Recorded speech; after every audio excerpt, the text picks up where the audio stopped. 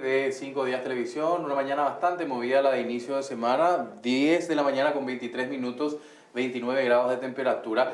Y les decía justamente antes de ir a la pausa que me sentía muy contento, un amigo, realmente lo considero así, Mauricio Domínguez. Es un caso que realmente hay que conocer su historia y su dimensión para ver de que uno sí se puede, creo que es la frase que se puede destacar también de esta cuestión. Mauri justamente vivió un proceso de una enfermedad complicada, difícil, ¿no? Pero que ha tenido justamente la noticia hace unos días de la remisión y que eso le lleva también a continuar con una esperanza de vida, con una hermosa familia, unas hijas tremendamente lindas.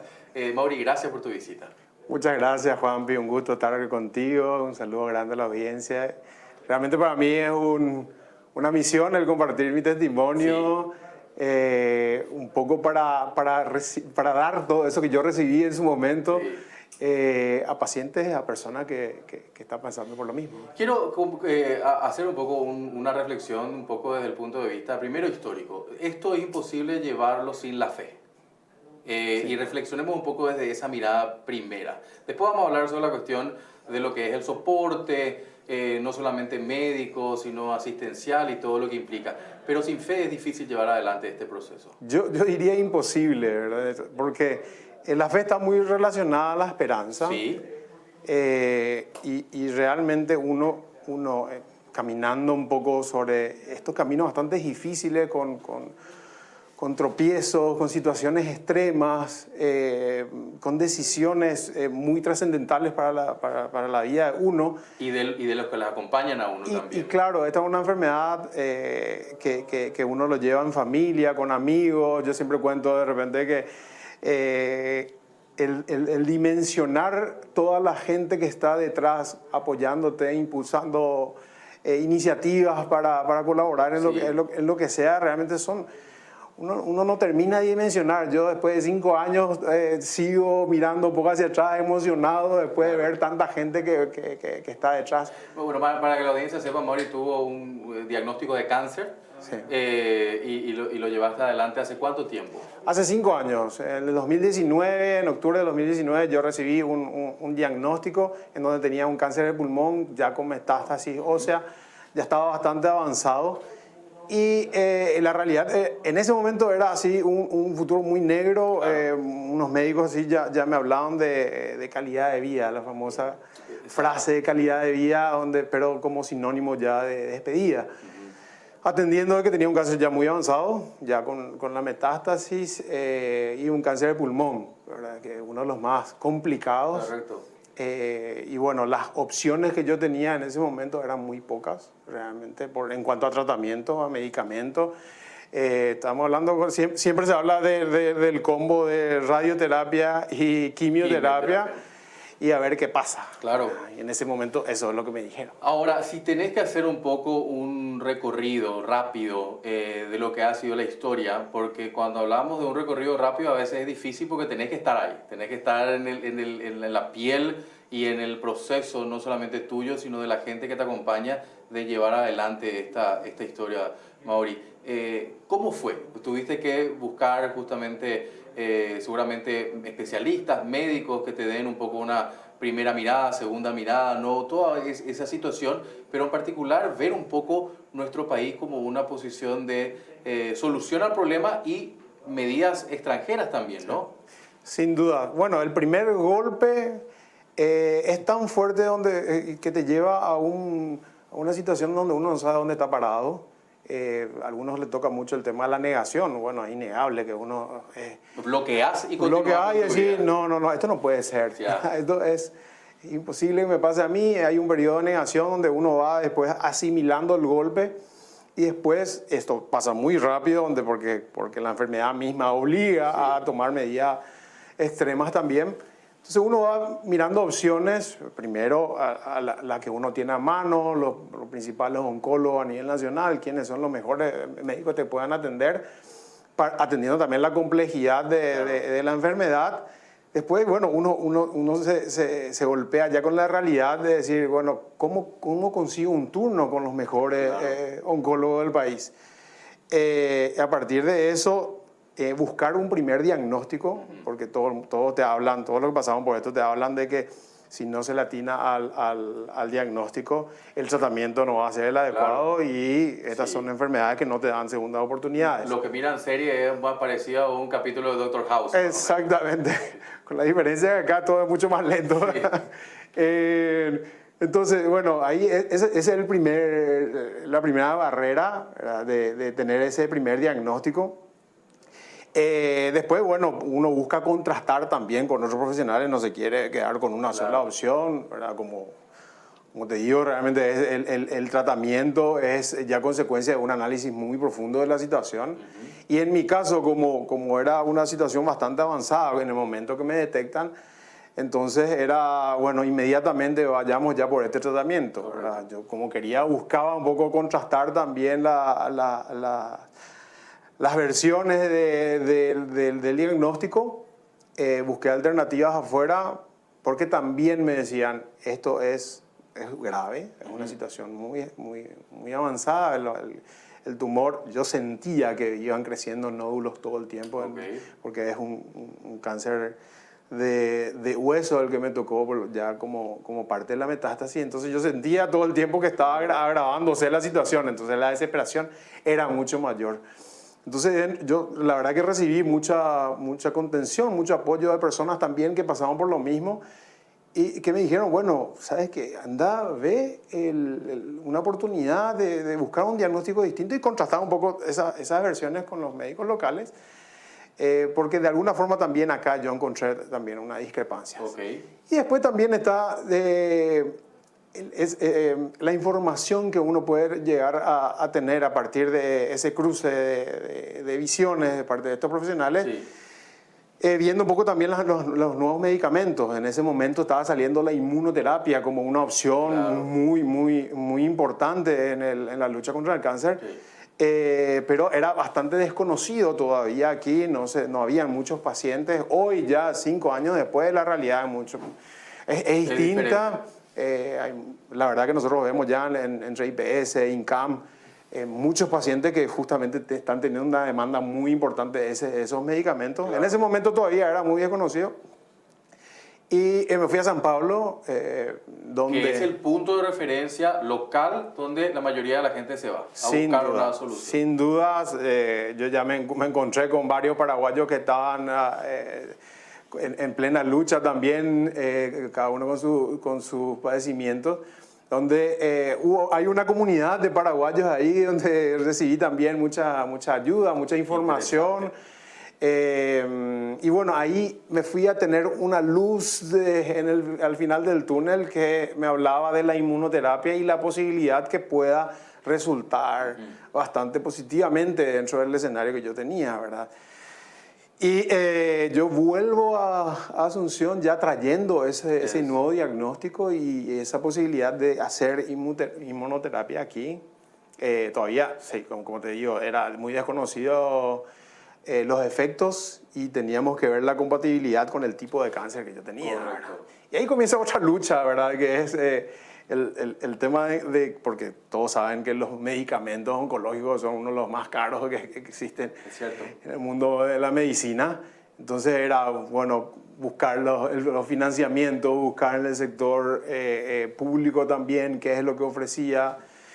Yo como asegurado de IPS, lo primero me voy a IPS a ver si estaba dentro de la nómina. No estaba dentro de la nómina esos medicamentos. Ahí comienza la lucha, ¿verdad? Claro. Es decir, todos los frentes también con el Instituto del Cáncer me tocó pasar lo mismo. Bueno, esto es algo muy escuchado ya últimamente en todos los pacientes oncológicos. La lucha realmente es tremenda, porque uno no tiene los tiempos, no puede adecuarse a los tiempos de estas instituciones. Administrativos. Sin duda, y ahí entran con el recurso de amparo, entramos utilizando todas las herramientas para poder cumplir con ese tratamiento, ¿verdad? Porque realmente en mi caso, yo tenía que tener cada 3 semanas recibir esos medicamentos. Si no recibía, yo sabía de que esa enfermedad iba a avanzar. Entonces era una indicación bien precisa de parte de los médicos de San Pablo, que era preciso que cumpla esos plazos. Esos tiempos. Y bueno, uno sale a a buscar por todos lados. La noticia positiva es que justamente esta semana recibiste la noticia tremendamente, me imagino que habrá sido una de las, aparte me imagino no solamente el nacimiento de tu hija, esta habrá sido otra noticia parecida o casi igual, ¿no? Sí. Bueno, a contarle a la audiencia, realmente en el momento de que a mí me diagnostican el cáncer, una semana después nace mi hija, que ahora tiene 5 años, ahora va a cumplir 5 años. Y ella, bueno, trajo también esa luz de esperanza que yo necesitaba para emprender este camino. Y fue una felicidad tremenda en medio de una tormenta muy grande. Pero bueno, hoy la revivimos de alguna forma porque después de unos estudios la semana pasada, bueno, me informan de que estoy en remisión. Después de una lucha bastante larga también, de ausencia, de tratamiento en el exterior, de estar lejos de la familia. ¿Esos periodos cuánto tiempo fueron? Para que la gente pueda dimensionar lo que implica llevar adelante una lucha como esta, ¿cuánto tiempo tenías que estar en São Paulo, después volver? ¿Cómo eran esas dinámicas? Y hay tratamientos que yo lo pude hacer aquí, sí. Entre la quimio y la inmunoterapia, porque, bueno, es por vía, no tiene mayor complejidad. Pero hay otros que los mismos médicos de acá me decían que no teníamos la maquinaria, los equipos adecuados para hacer. Entonces yo tuve que viajar en varias oportunidades para hacer la radioterapia. Estuve más de un mes, la última oportunidad ya hace un año, en donde entraba todos los días, 2 veces al día, para hacerme esa radioterapia y de alguna forma tratar de reducir el tamaño de los nódulos que tenía y después complementar con la quimioterapia. Eso realmente, bueno, es mucho más difícil porque te saca de tu entorno familiar, de tu contención, que en mi caso son mi esposa y mis hijos. Sí, que la he visto muy contenta en la fotografía también. Pero sin duda, realmente ahora, bueno, con todo esto uno siempre valora mucho más el entorno familiar, el amor, la contención que recibe dentro de la familia, los amigos. La comunidad misma, que es realmente muy solidaria. Bueno, me tocó vivir experiencias muy fuertes en relación a eso también. La historia de Mauri realmente vale la pena y ojalá tengas el tiempo, Mauri, para poder generar un libro en algún momento, alguna, ¿por qué no?, audiovisual, que la gente pueda conocer un poco tu historia. Los que viven este proceso, sea a veces como actores o a veces como personas que acompañan a una persona, a un ser querido que lleva esta dinámica, con la alegría tuya se redobla, me imagino, la felicidad del grupo. Lastimosamente no todos tienen la chance de poder justamente contar la historia como te toca a ti, por eso insisto, Mauri, que ojalá tengas el tiempo para poder escribir o hacer un audiovisual para que la gente pueda conocer tu historia, porque le vas a ayudar muchísimo a mucha gente. Y quiero despedirme un poco, después de tener un poco esta interesante nota para arrancar la semana de mucha esperanza. ¿Cuál es un mensaje un poco tuyo después de vivir esta experiencia al sistema, ¿no? Hablamos mucho del sistema, de sus deficiencias, de sus complejidades. ¿Qué hay que hacer? Por un lado, yo le diría a cualquier persona que está padeciendo esto o cualquier otra enfermedad, la esperanza es fundamental. Sí. La esperanza es fundamental, pero no solamente como expectativa de algo que pueda llegar a pasar, sino como modo de vida, ¿verdad? Que esa esperanza que no tambalea cuando uno recibe una mala noticia, ¿verdad? Porque este es un camino muy largo y lastimosamente algunas veces no se dan las cosas como uno espera. Sí. En mi caso yo lo hice con mucha fe, con una fe en Dios, con una fe compartida también a nivel familiar, con mi esposa, mis hijos. Ellos rezamos todos juntos, ellos vivimos esa fe bastante intensamente. Y bueno, eso para mí fue fundamental para sostenerme un poco en todo este camino. Por otro lado, sí, hay que apoyarse en la familia, los amigos. En nuestro país es fundamental eso, suplir un poco esas carencias que tenemos en nuestro sistema de salud. Bueno, en mi caso yo tuve 2 eventos muy grandes donde más de 5.000 personas en ambos eventos aportaron, mostraron su mejor versión de solidaridad. Y realmente, bueno, ese fue un apoyo fundamental también en este camino. En cuanto a la lucha con el sistema de salud, lastimosamente es una realidad que nos toca vivir Sí, siempre uno encuentra personas que le dan la mano, que te encaminan. No hay que bajar los brazos, definitivamente no hay que bajar los brazos, hay que buscar siempre una salida. Es fundamental porque esta es una enfermedad también autodepresiva, ¿verdad? Que es una lucha casi inevitable que uno padece tratando de sobrellevar las situaciones que le toca.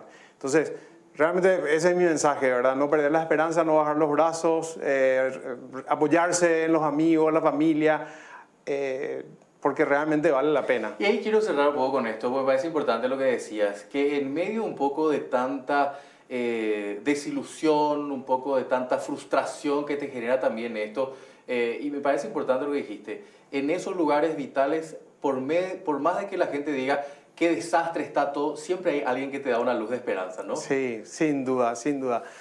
A mí me tocó encontrar hasta funcionarios, gente, médicos, ¿no? Gente que uno dice, caramba, o sea... Una secretaria, una enfermera, pacientes, los pacientes mismos, que se forma una comunidad solidaria bastante importante. Realmente a mí me tocó conocer a mucha gente solidaria. El paraguayo es muy solidario. Así es. Y hay gente de bien, o sea, por más de que uno diga que mal está todo, ¿no? Sí. En las comunidades hay gente de bien. Hay que rescatar a esa clase de gente. Sin duda, sin duda. A mí me tocó, en los lugares que me tocó estar, en INCAM, en IPS, en el Sirio Libanés, en cualquier lugar donde encontrabas paraguayos, en el caso de Brasil era poco común, pero de repente al encontrar era alguien que te ofrecía su hombro, su tiempo, claro, la mano, todo su tiempo. Realmente es muy gratificante saber de que nuestra gente es muy solidaria. Gracias por tu visita. Muchas gracias por la invitación. Mauricio Domínguez, hoy compartiendo su testimonio con nosotros aquí también en Información y Análisis. Hacemos la pausa, enseguida estamos a la vuelta con el último tramo de nuestra jornada de hoy.